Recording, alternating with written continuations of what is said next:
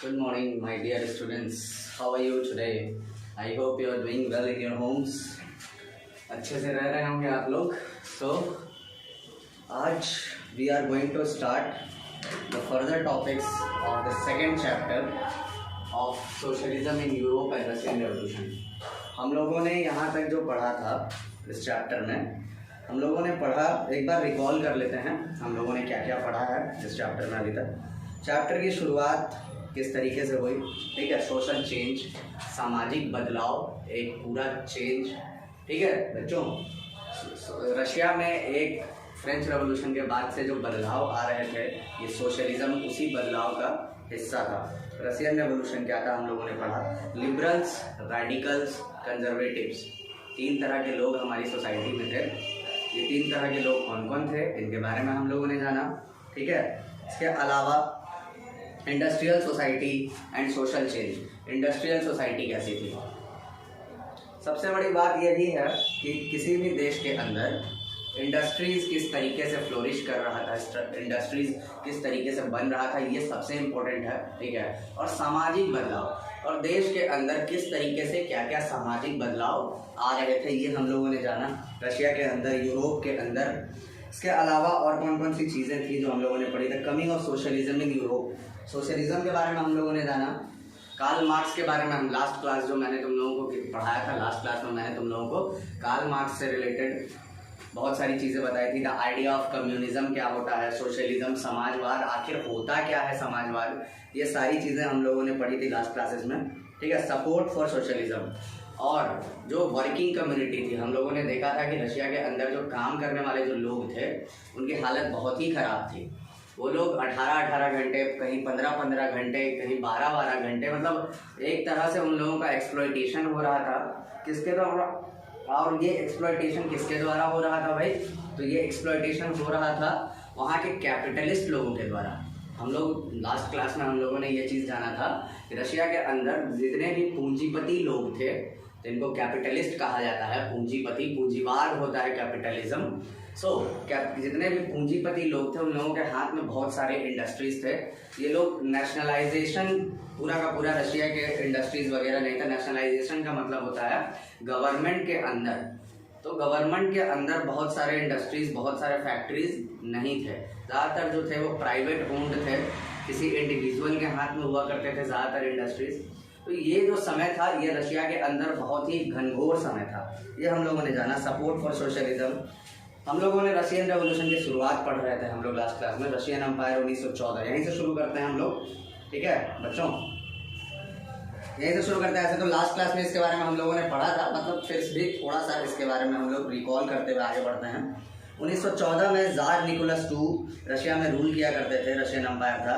इसके अलावा जो टेरिटरी था जो रशिया का, मॉस्को के अलावा रशियन एम्पायर आज के डेट में रशिया के आसपास के बहुत सारी कंट्रीज जो थी वो रशिया का हिस्सा थी. जैसे कि इसमें कुछ कंट्रीज का नाम बता रहा है, Latvia, Lithuania, Estonia, parts of Poland,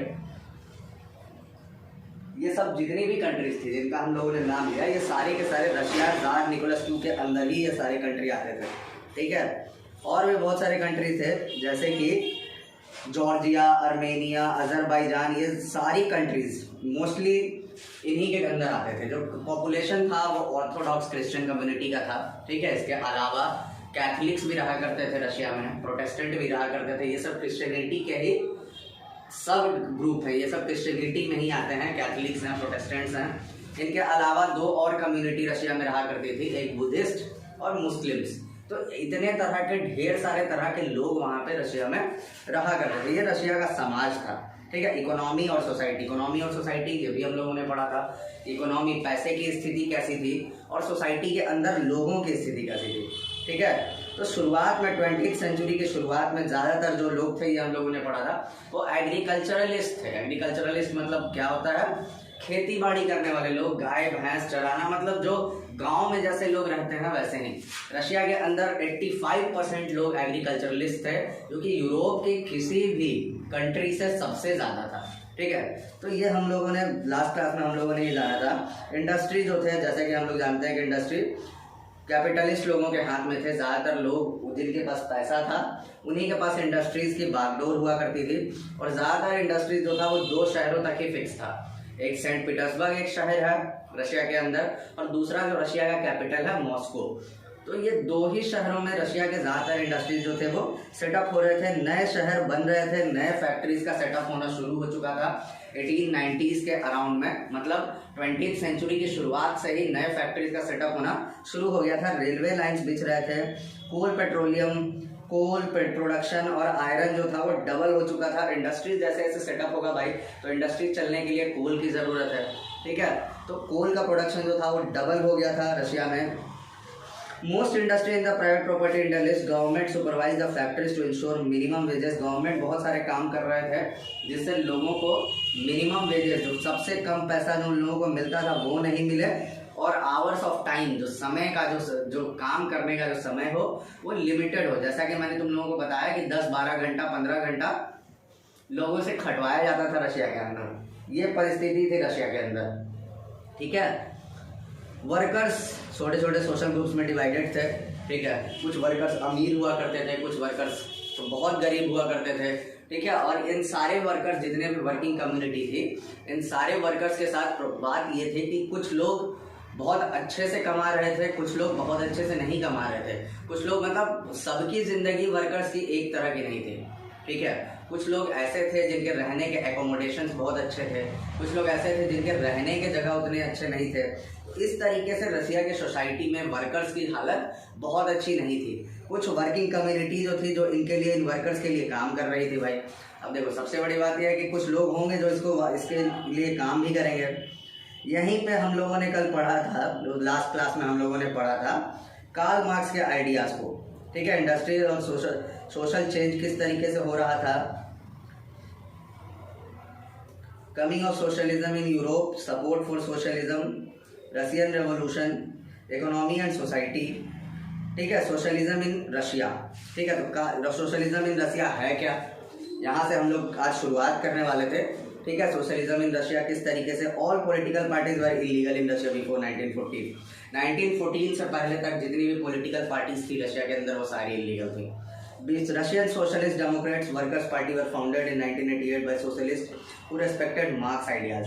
Russian social democratic workers party, क्या नाम था पार्टी का भाई? Russian socialist democratic workers party.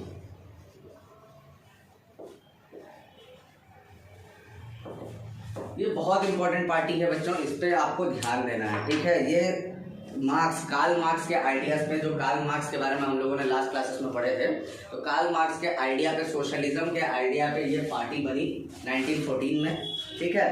However, because of the government policing, it had to operate a illegal organization, is set up a newspaper, mobilize workers and organize strikes.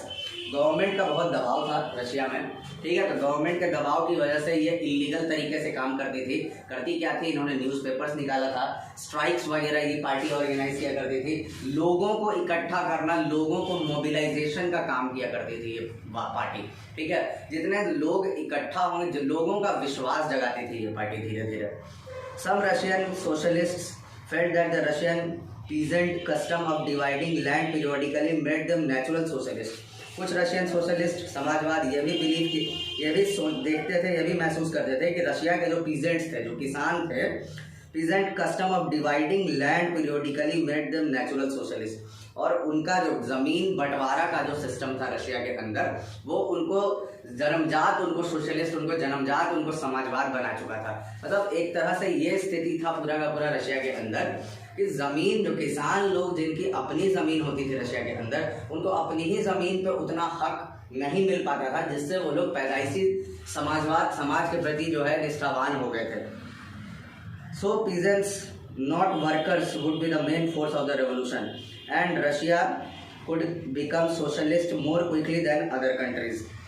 सो इसलिए peasants या workers, लोगों को ऐसा लगता था कि रशिया जो है वो रशिया के अंदर वर्कर्स लोग ही कुछ बदलाव कर सकते हैं, लेकिन इस पार्टी को ऐसा लगता था कि नहीं, पीजेंट्स जो हैं, देश के जो किसान हैं, वो असली सोशलिज्म का रूप है। ये पूरे के पूरे लोग इस चीज़ को महसूस किया करते थे। इसके अलावा भाई क्या चीज़ था, let's see that socialists were active in the countryside through the late 19th century. They formed the Socialist Revolutionary Party in 1900. Country side, गांव के तरफ जो लोग थे वो इसमें सोशलिज्म में ज़्यादा एक्टिव थे। उन्होंने एक पार्टी भी बनाई थी 1900 में, socialist revolutionary party. The party struggled for peasants rights and demanded that the land belonging to the nobles transfer to the peasants. ये पार्टी जो थी, जो कंट्री साइड बनी थी 1900 में, ये जो पार्टी थी ये पीजेंट्स के लिए काम किया करती थी, किसानों के लिए काम किया करती थी। और ये पार्टी इस तरीके से काम करती थी कि जो ज़मीनें, किसानों से जो ज़मीनें, जो नोबल्स लोग जो छीन लिए हैं, उन ज़मीनों को किसानों को वापस किया जाए। ये इस मतलब किसानों के लिए ये पार्टी, क्या नाम था पार्टी का? पार्टी का नाम था सोशलिस्ट रेवोल्यूशनरी पार्टी। क्या नाम था? Socialist revolutionary party.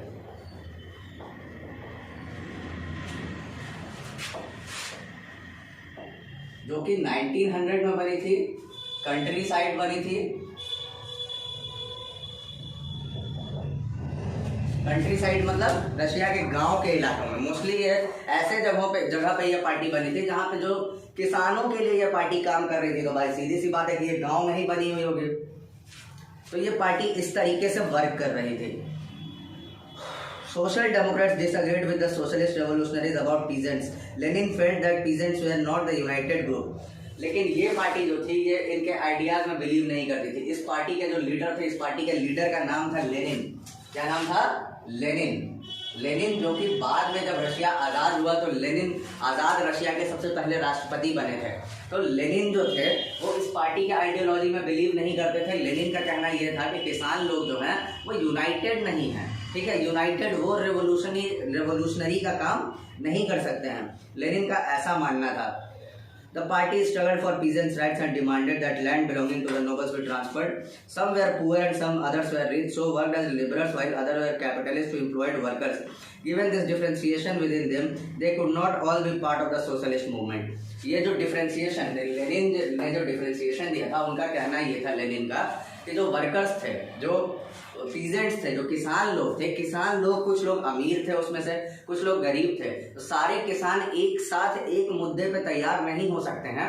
इस कारण से इस मूवमेंट में, ये रेवोल्यूशनरी मूवमेंट में, ये जो है ये किसानों का पूरा एक जत्था, किसानों का पूरा जो ये पार्टी जिसके लिए काम कर रही थी वो उतने हकदार नहीं थे।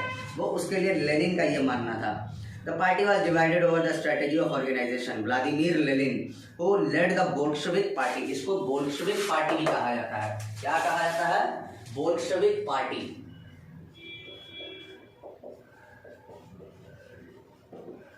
बाद में ये पार्टी टूट गई, ठीक है, और बोल्शेविक पार्टी निकल के आई जो सबसे बड़ी पार्टी थी। लेनिन जो थे ये इसके लीडर थे इस पार्टी के। इसके अलावा व्लादिमीर लेनिन नाम था इनका, और thought that in a repressive socialist like Tsarist Russia, party should be disciplined and should control the number of quality of members. ठीक है, ये पार्टी इस चीज में बिलीव करती थी कि पार्टी जो होनी चाहिए, अभी फिलहाल रशिया के अंदर 1900 से रेवोल्यूशंस का दौर शुरू हो चुका था रशिया में।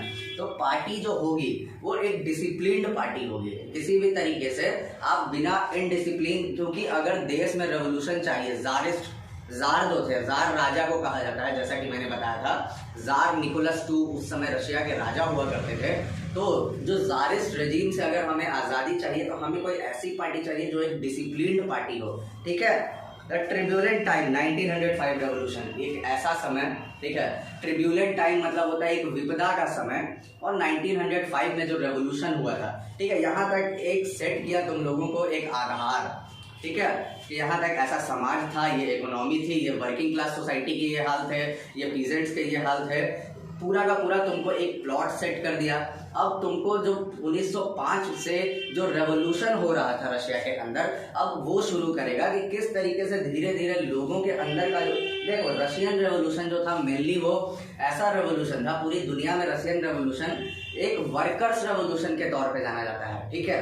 रशियन रेवोल्यूशन से दुनिया भर के रेवोल्यूशनरीज बहुत बड़े बड़े एग्जांपल्स लिया करते हैं, क्योंकि रशिया में इस तरह का रेवोल्यूशन हुआ था जो वर्किंग क्लास के लोगों के लिए था, काम करने वाले लोगों के लिए था, और ये एक बहुत बड़े स्तर पर रेवोल्यूशन हुआ।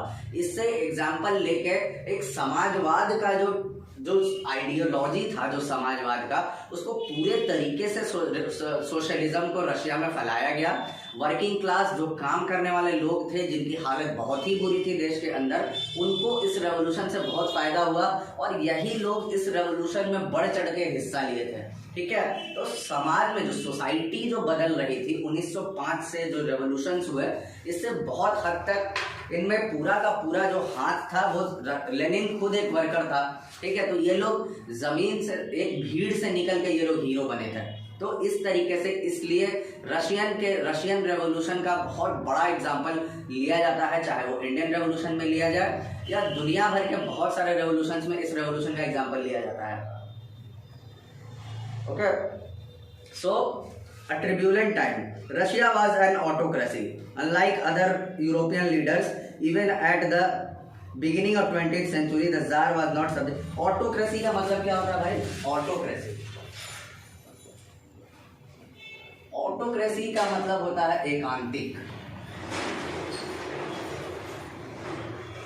एकांतिक। ऑटोक्रेसी, डेमोक्रेसी जानते हो तुम लोग, डेमोक्रेसी का मतलब होता है लोकतंत्र, ठीक है। ऑटोक्रेसी का मतलब होता है जब कोई एक आदमी, जब कोई एक आदमी अपने ही सारे डिसीजंस खुद लेता है, सरकार से रिलेटेड, गवर्नमेंट से रिलेटेड, और जितने भी फैसले होते हैं देश के अंदर वो खुद ही लेता है और किसी की नहीं सुनता है, तब वैसे टाइप के गवर्नमेंट को हम लोग कहते हैं ऑटोक्रेसी, ठीक है। तो आप लोग समझ में आया ऑटोक्रेसी क्या होता है? ऐसा गवर्नमेंट, ऐसी सरकार जो खुद ही सारे फैसले खुद ही लेती है, बिना किसी से पूछताछ किए हुए, बिना किसी से बातचीत किए हुए, किसी भी तरह का डिसीजन लेने से पहले इनको किसी से पूछने की जरूरत नहीं पड़ती है, उसको कहते हैं हम लोग ऑटोक्रेसी। तो रशिया जो था वो ऑटोक्रेसी था। दूसरे यूरोपियन कंट्रीज की तरह ये 20th सेंचुरी में, even at the beginning of the 20th century, the tsar was not subject to parliament. और बहुत सारे यूरोपियन कंट्रीज जो थे उसमें ज़ार, जो राजा थे, वो पार्लियामेंट का हिस्सा बन चुके थे 1900 या फिर 20th सेंचुरी के शुरुआत आते थे, क्योंकि हम लोगों ने देखा था कि फ्रेंच रेवोल्यूशन कब हुआ था, तो 1789 में, और फ्रेंच रेवोल्यूशन के बाद से यूरोप के बहुत सारे कंट्रीज में जो था वो पार्लियामेंट आ चुका था, लेकिन रशिया में ऐसा कुछ अभी तक नहीं आया था। Liberals in Russia campaign to the end of this state of affairs, ठीक है। और लिबरल्स लोग इस चीज़ के लिए बहुत दिन से ये कोशिश कर रहे थे कि राजा का सिस्टम जो है वो पार्लियामेंट के अंदर में आ जाए। Together with the social Democrats and socialist revolutionaries, they work with peasants and workers during the revolution of 1905 and demanded a constitution.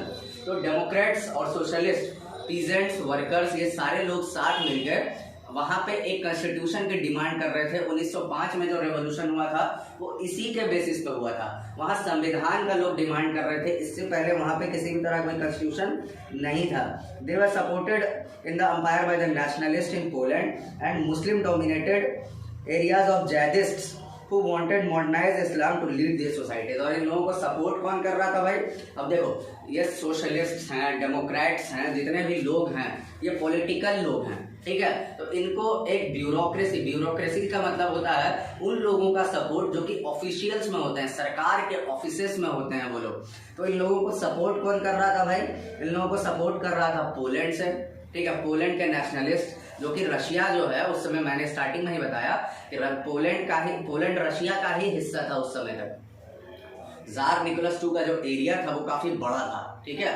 तो ये जो समय था, इस समय पोलैंड के लोग इसको बहुत अच्छे से सपोर्ट कर रहे थे।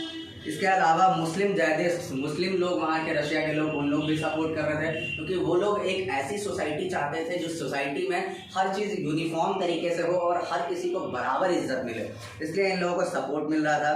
The year 1904 was particularly bad for one of the Russian workers। Prices of essential goods was so quickly the real wages declined by 20%. 1904 जो था वो बहुत ही बुरा साल था रशिया के अंदर, ठीक है।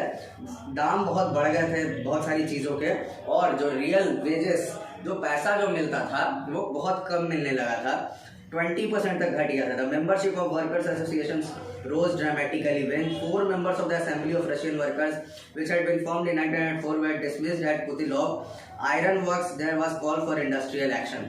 1904 में हुआ क्या कि बहुत सारे जगह पे वर्कर्स को निकाल दिया गया इंडस्ट्री से।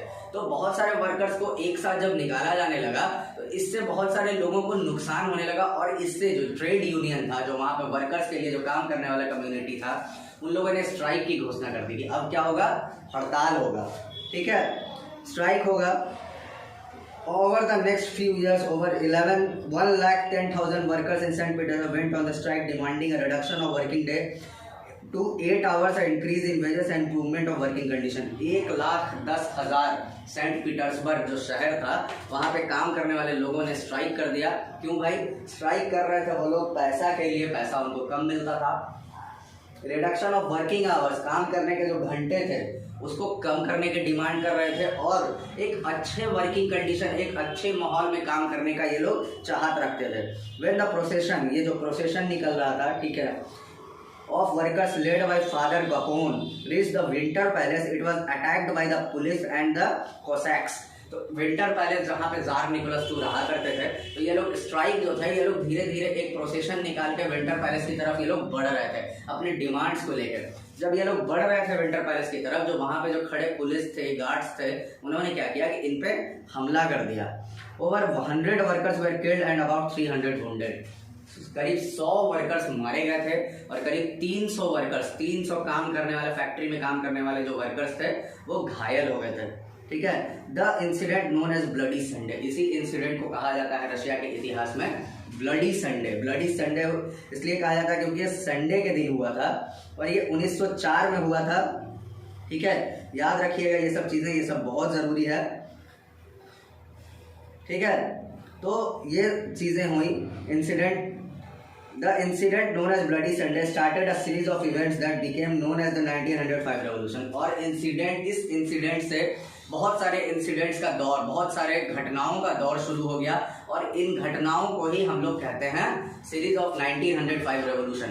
यही 1905 रेवोल्यूशन की शुरुआत थी।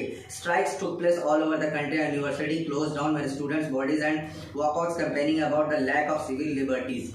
बहुत सारे जगह पे स्ट्राइक्स होने लगे, उसके बाद यूनिवर्सिटीज, कॉलेजेस बंद हो गए, स्टूडेंट्स वगैरह ने, लोगों ने पढ़ाई छोड़ दिया, और पढ़ाई छोड़ के उन लोग सिविल लिबर्टी मतलब होता है कि आत्म सम्मान की लड़ाई, ठीक है। सिविल लिबर्टी, जो हम हकदार हैं जिस चीज़ का, उसके लिए हम लोगों की लड़ाई।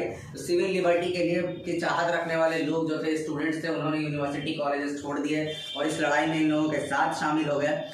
Lawyer, doctor, engineer and other middle class worker established the union and of unions and demanded a constituent assembly. काम करने वाले लॉयर्स जो थे, डॉक्टर्स थे, इन्होंने भी काम करना छोड़ दिया और एक कंस्टिट्यूएंट असेंबली, एक पूरा का पूरा एक यूनिफॉर्म पार्लियामेंट, मतलब कंस्टिट्यूशन का डिमांड करने लगे ये लोग। पूरी तरीके से ये समझिए आप लोग। During the 1905 revolution, Tsar allowed the creation of an elected consultative parliament और दूमा। 1905 रेवोल्यूशन के बाद इस तरह का रेवोल्यूशन जब देश में होने लगा, तो जार ने अलाउ किया कि आप एक इलेक्टेड, मतलब एक चुना गया एक कॉन्स्टिट्यूशन, एक पार्लियामेंट आप बनाइए, और उस पार्लियामेंट का नाम क्या था भाई? दूमा कहा जाता था। For a brief while during the factory communities made up of workers, factory workers, after 1905 most communities and unions were unofficially since they were declared illegal. 1905 से पहले बहुत सारे लोग गुप्त तरीके से ट्रेड यूनियन काम कर रही थी, लेकिन 1905 में ये पूरा पार्लियामेंट बन गया, तो बहुत सारे ट्रेड यूनियंस जो थे वो उसको इलीगल डिक्लेयर कर दिया गया। The tsar dismissed the first Duma within 75 days. Tsar जो था, रशिया का राजा जो था, वो बहुत अच्छा नहीं था, ठीक है। रशियन रेवोल्यूशन होने के पीछे का सबसे बड़ा कारण ये था कि रशिया का जो राजा था वो लोगों की भलाई के लिए नहीं सोचा करता था। देखो, असेंबली बनाया, पार्लियामेंट बनाया, लेकिन पहला पार्लियामेंट जो था उसको 75 दिन में ही डिसमिस कर दिया, जार जो था वहां पे, निकोलस II। तो इस तरीके से लोगों को बहुत परेशानियां हो रही थी, तो 75 दिन में डिसमिस कर दिया and re elected second Duma with in 3 months. और दूसरा डूमा जो बना, दूसरा पार्लियामेंट जो बना, वो 3 महीने के बाद दूसरा पार्लियामेंट बना और फिर से लोग इलेक्ट होकर फिर से आए, ठीक है। He did not want any questioning of his authority और any reduction of in his power. वो किसी भी तरीके का अपने काम से किसी तरह कोई मतलब नहीं रखना चाहता था कि अगर कोई गवर्नमेंट अगर काम कर रही है, कोई पार्लियामेंट अगर काम कर रही है, तो राजा के फैसलों में किसी भी तरह का कोई हस्तक्षेप नहीं करे, ठीक है। राजा जो चाहे वो कर सकता है और उससे कोई सवाल ना करे, ये जार का कहना था। और उसके पावर में किसी तरह कोई रिडक्शन भी ना हो। देखो जैसे हम लोग बहुत सारे कॉन्स्टिट्यूशनल मोनार्क देखे हैं, ठीक है। फ्रांस का भी देखा हम लोगों ने, फ्रांस में डेमोक्रेसी आने से पहले कॉन्स्टिट्यूशनल मोनार्क था फ्रेंच रेवोल्यूशन में। तो कॉन्स्टिट्यूशनल मोनार्क में क्या होता है कि राजा के पावर्स को घटाया जाता है, लेकिन ये जो रशिया का जो राजा था वो किसी भी तरीके से कतई नहीं ये चाहता था कि मेरे पावर्स को घटाया जाए या फिर मेरे किसी भी तरह के काम करने की चीज़ों को, ये पार्लियामेंट रहे लेकिन वो मेरे पावर्स को ना हटा, हम जैसे चाहे वैसे काम करते रहे, ये राजा का कहना था। He change the voting laws and packed the third Duma with conservative politicians. Liberals and revolutionaries were kept out. Liberals और रेवोल्यूशनरीज जो थे ये इस पार्लियामेंट से बाहर रखे गए थे, ठीक है। और दूमा जो था वो पूरे तरीके से जार जो था वो अपने तरीके से चलाना चाहता था। जो पार्लियामेंट था उसमें किसी भी तरह का कोई, वो पार्लियामेंट अपने तरीके से नहीं चल सकता था, लेकिन राजा जो था वो पूरा देश, मतलब ये एक दिखावटी पार्लियामेंट घोषित हुआ था रशिया में। देखो 1905 में जो रेवोल्यूशन हुआ था वो उतने बड़े स्तर का रेवोल्यूशन नहीं था, ठीक है। सबसे बड़ी बात ये थी कि रशिया में बड़े स्तर का रेवोल्यूशन फर्स्ट वर्ल्ड वॉर और फर्स्ट वर्ल्ड वॉर के टाइम पे और उसके बाद हुआ, ठीक है। फर्स्ट वर्ल्ड वॉर एक बहुत बड़ा क्रूशियल रोल प्ले किया रशिया के रेवोल्यूशन में। तो सबसे बड़ी बात यही थी कि रशियन रेवोल्यूशन आखिर इस तरीके से जो बढ़ रहा था वो कैसे बढ़ रहा था। तो फर्स्ट वर्ल्ड वॉर के बाद से और भी चेंजेस आए। तो यहाँ तक 1905 1906 तक जो राजा जो था जार निकोलस II जो था वो बना के दिया तो पार्लियामेंट, लेकिन वो दिखावटी पार्लियामेंट बना के दिया, हर चीज़ वो अपने ढंग से कर रहा था। सो आई होप आप लोगों को यहाँ तक आज के क्लास में समझ में आया हो, ठीक है। जार किस तरीके से वर्क कर रहा था और वहाँ पे पार्लियामेंट जो था वहाँ पे लिबरल्स को अलग रख के किस तरीके से पार्लियामेंट बना और फिर बिगड़ा। आई होप यहाँ तक समझ में आए। नेक्स्ट क्लास में हम लोग द फर्स्ट वर्ल्ड वॉर और रशियन एम्पायर के बारे में पढ़ेंगे। फर्स्ट वर्ल्ड वॉर क्या था और फर्स्ट वर्ल्ड वॉर से रशियन एम्पायर को क्या क्या कंसिक्वेंसेस हुए, ठीक है, क्या क्या बदलाव हुआ, ये सब चीज़ें हम लोग पढ़ेंगे। I hope you are doing good in your homes, ठीक है। फेयर कॉपीज कंप्लीट कर लिया करें आप लोग, फेयर कॉपीज अच्छे से कंप्लीट करिएगा, अंड शंड कुछ भी मत लिखिएगा, ठीक है। सुंदर हैंड राइटिंग में साफ साफ जो भी नोट्स में प्रोवाइड करता हूँ उनको फेयर कॉपी में लिखिएगा। और जैसे जैसे मैं पढ़ाते जाऊंगा वैसे वैसे नोट्स कंप्लीट हो जाने चाहिए, ठीक है। होमवर्क अगर कुछ देना होगा तो मैं ज़रूर दूंगा आपको इस चैप्टर से रिलेटेड आज, ठीक है। Okay class, thank you so much, stay safe, stay good.